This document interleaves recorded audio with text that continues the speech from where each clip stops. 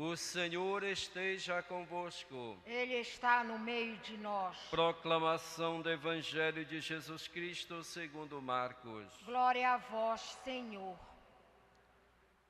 Jesus estava passando por uns campos de trigo em dia de sábado. Seus discípulos começaram a arrancar espigas enquanto caminhavam. Então os fariseus disseram a Jesus: Olha, por que eles fazem em dia de sábado o que não é permitido? Jesus lhes disse: Por acaso nunca lestes o que Davi e seus companheiros fizeram quando passaram necessidade e tiveram fome? Como ele entrou na casa de Deus no tempo em que Abiatar era sumo sacerdote, comeu os pães oferecidos a Deus e os deu também aos seus companheiros. No entanto, só aos sacerdotes é permitido comer esses pães. E acrescentou: O sábado foi feito para o homem, e não o homem para o sábado. Portanto, o Filho do Homem é Senhor também do sábado. Palavra da salvação. Glória a vós, Senhor. Que as palavras do Santo Evangelho perdoem os nossos pecados. Amém. Deus é Pai. Deus cuida de nós, seus filhos e filhas. Deus sempre se preocupou com as suas criaturas. E por isso, Ele, desde o início, deu leis e normas, para que através destas leis e destas normas, os seus filhos pudessem manter o caminho, a direção, o rumo que conduz para Ele. É assim, com o povo de Israel, no deserto, Deus fez uma aliança. O povo que se compromete a observar as leis e os mandamentos, e Deus que se compromete a estar presente, em proteger, em conduzir este povo. Conduzir este povo para a terra da liberdade, para que este povo tenha vida e possa servir ao Senhor com alegria. Portanto, Deus dá uma lei de liberdade, uma lei que serve para educar, para formar, para manter o povo no caminho que conduz para Ele. Por isso, o apóstolo Paulo diz que a lei é como um pedagogo que orienta, que conduz as pessoas, e nesse caso, para Deus. Mas ao longo do tempo que aconteceu, os legisladores foram multiplicando, aumentando essas leis, ao ponto que Jesus vai dizer que eles transformaram até mesmo tradições humanas em preceitos divinos, ao ponto tal que era impossível observar as leis, os mandamentos e os preceitos que eles tinham criado, tinham instituído ou acrescentado à lei de Deus. Essa lei, portanto, a certo ponto se tornou um jugo, se tornou um peso impossível para ser carregado. Jesus, quando vem, ele diz que ele não veio para abolir a lei, mas para dar cumprimento a essa lei. E Jesus começa então a reinterpretar essas leis. Embora ele cumpra as leis, aquelas que ele sabe que são importantes, porque são leis divinas e servem sim para o bem das pessoas. O apóstolo Paulo diz que o próprio Jesus nasceu sujeito a uma lei. Mas Jesus procura fazer com que essa lei possa se tornar aquilo que foi o projeto de Deus para o bem das pessoas. Por isso, muitas vezes, ele entrou em conflito com os fariseus, com os doutores da lei, porque eles queriam que a lei fosse obedecida na sua totalidade, como eles haviam codificado, e que jamais poderia ser violada esta lei, principalmente a lei do sábado. Nós encontramos no Novo Testamento muitos episódios em que Jesus entra em conflito com os doutores da lei, com os fariseus, por causa da observância do sábado.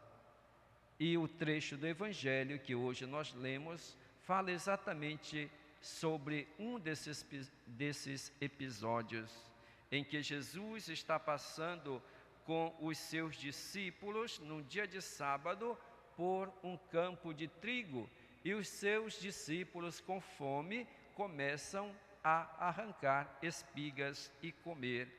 E os fariseus fazem essa observação: como é que os teus discípulos fazem aquilo que não é permitido no dia de sábado? Era proibido trabalhar, era proibido colher algo no dia de sábado.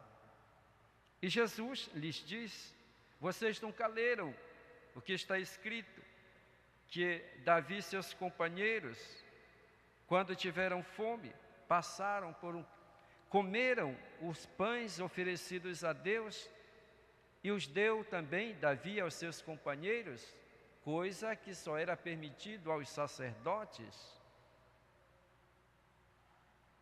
O sábado foi feito para o homem, e não o homem para o sábado. E o Filho do Homem é Senhor do sábado. Nós sabemos a importância, a necessidade das leis.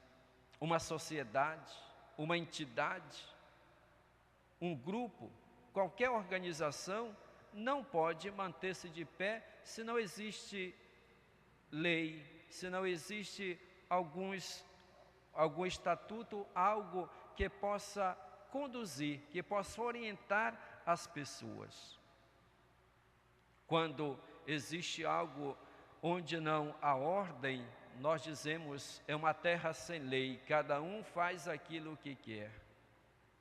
É importante, portanto, as leis que regem um país. Porém, não podemos perder de vista o objetivo de toda e qualquer lei. A lei divina é sempre em vista do bem da pessoa humana.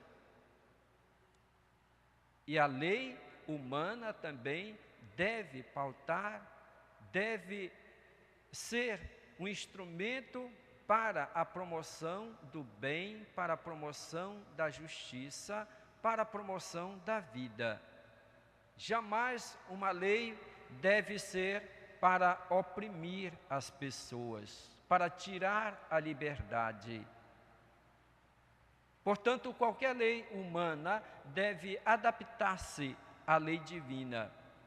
E toda e qualquer lei, mesmo aquela que for estabelecida por Deus, é sempre em vista do bem dos filhos de Deus. E não existe nenhuma lei que possa ser superior ao mandamento maior, que é a síntese de todos os mandamentos: o amor a Deus e o amor ao próximo. Toda e qualquer lei que vai contrária a esse mandamento, ela não tem razão de existir. Portanto, Deus nos deu uma lei de amor, não de temor, como nos diz João. Uma lei para que nós, observando essa lei, observando os mandamentos, nós possamos fazer a sua vontade e trilhar o caminho, trilhar o rumo certo. A lei é para o nosso bem, é para a nossa felicidade, é para que nós não nos desviemos do caminho. É para que nós tenhamos a liberdade dos filhos de Deus. Era isso que não compreendiam as pessoas do tempo de Jesus, os doutores da lei e os fariseus. Queriam observância da lei pela lei.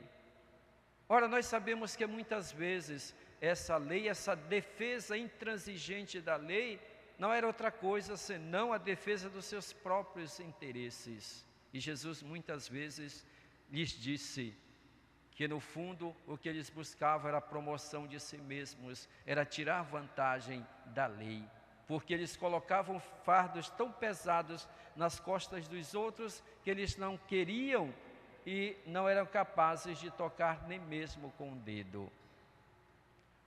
É necessário então que nós questionemos também as leis humanas, aquelas que podem ser contrárias à lei divina, as leis que tiram a vida das pessoas, as leis humanas que muitas vezes promovem a morte, como a lei do aborto, por exemplo, onde ela é aprovada, é a tentativa de aprovar essa lei, é uma lei que é um atentado à vida, que promove a morte, a destruição.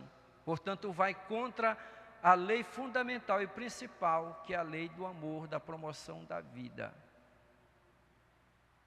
Pode existir leis também feitas pelos homens para defender seus próprios interesses, colocando um peso sobre a coletividade, sobre a sociedade. Nós sabemos que muitas vezes alguns setores da nossa sociedade, do nosso país, criam leis em favor próprio. Por exemplo, uma lei que cria o aumento do salário para certas categorias. Eles mesmos fazem a lei e aumentam o salário até de R$5.000 de uma vez só. E os trabalhadores que já ganham o mínimo do mínimo, aumenta uma mixaria. Essa lei feita por eles, certamente é uma lei legal, feita por eles, é segundo a lei, mas essa lei, ela é iníqua, ela é injusta, ela é imoral, porque ela oprime, ela tira da população em favor próprio daqueles que fazem essa lei. Portanto, é muito importante que a lei suprema, aquela que nós temos o dever de cumprir e obedecer, é a lei maior, é a lei que promove a justiça, a paz, o bem comum, a solidariedade e a vida para todos, que Jesus quis trazer para nós. Louvado seja nosso Senhor Jesus Cristo. Para sempre seja louvado.